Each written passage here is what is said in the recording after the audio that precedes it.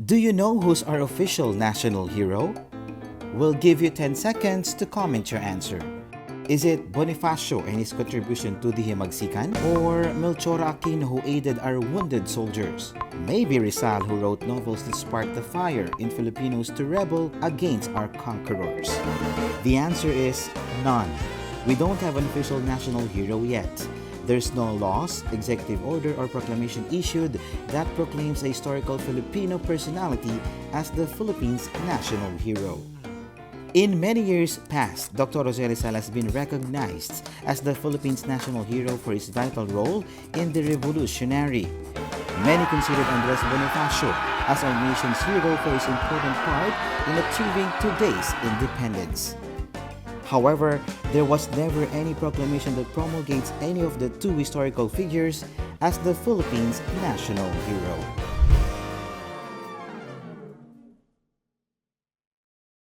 On March 28, 1993, President Fidel V. Ramos issued Executive Order No. 75 entitled Creating the National Heroes Committee under the Office of the President.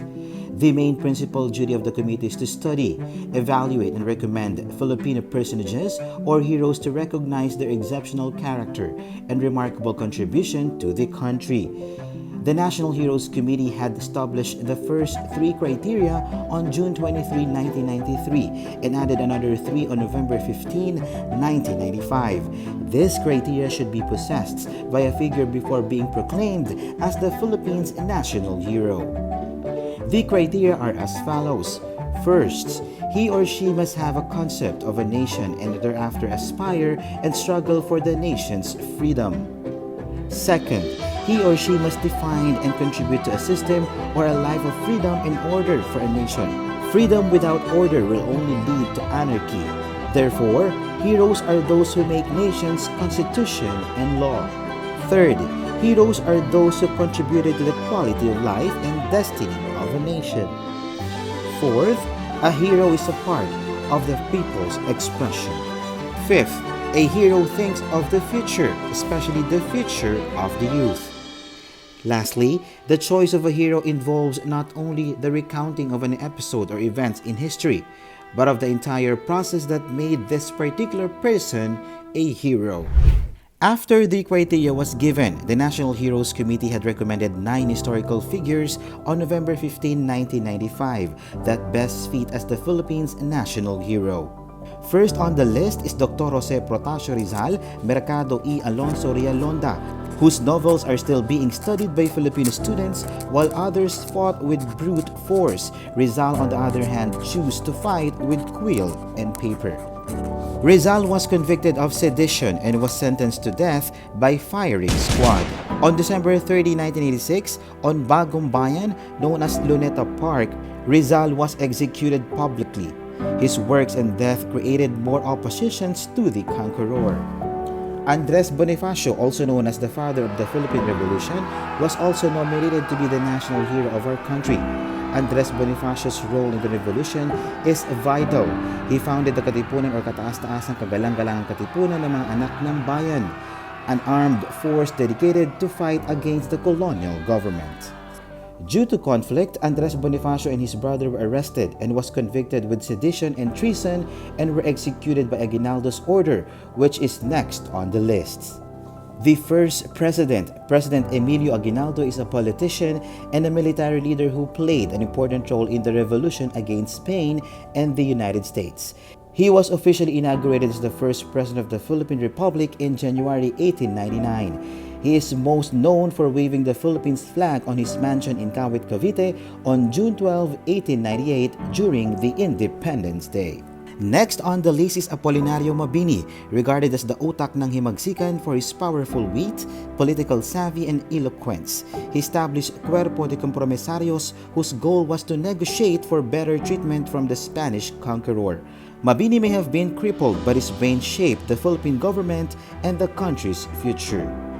Next was the man that the Spaniards feared the most. One official even said that he is very superior to Rizal. The man is Marcelo H. Del Pilar. Del Pilar advanced the movement to reform the colonial government, curb the powers and abuse of the Spanish friars, obtain equal rights between Spanish and Filipino citizens. and provide Philippine representation in the Spanish courts. He did this with the writings and organizing local communities against candidates of the priors.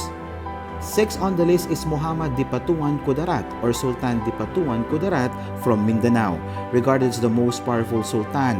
Sultan Kudarat managed to win multiple battles against Spanish colonizers. He also managed to reform foreign alliances with the nearby lands. Spaniards saw Sultan Kudarat as a threat and even put a bounty on his head. The prize money was never awarded as the Sultan successfully kept peace on his land until he died at 90 years old. Most known for his work is Polarium. Juan Luna was also enlisted in the recommendation. Luna was a painter, a sculptor, and political activist.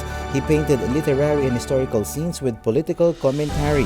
He was later known as one of the Philippines' most prominent artists. Melchor Aquino is next on the list, also known as Tandang Sora.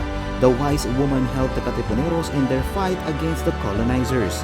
She gave them shelter, food, and aided the wounded with her own resources. She even allowed them to hold meetings in her house. Although she's not a member of the Katipunan, she still fiercely protected them. Lastly, the committee recommended Gabriela Silang. Gabriela was the first Filipina to lead an uprising against the colonizers. She assumed her husband's position when he died and carried on the war in their homeland, Ilocos. She launched guerrilla attacks which made the Spanish fear her name. Those were the chosen heroes that best fit the National Hero criteria according to the National Hero Committee. Still, there hasn't been a decision or an official mandate that proclaims any of them to be the national hero.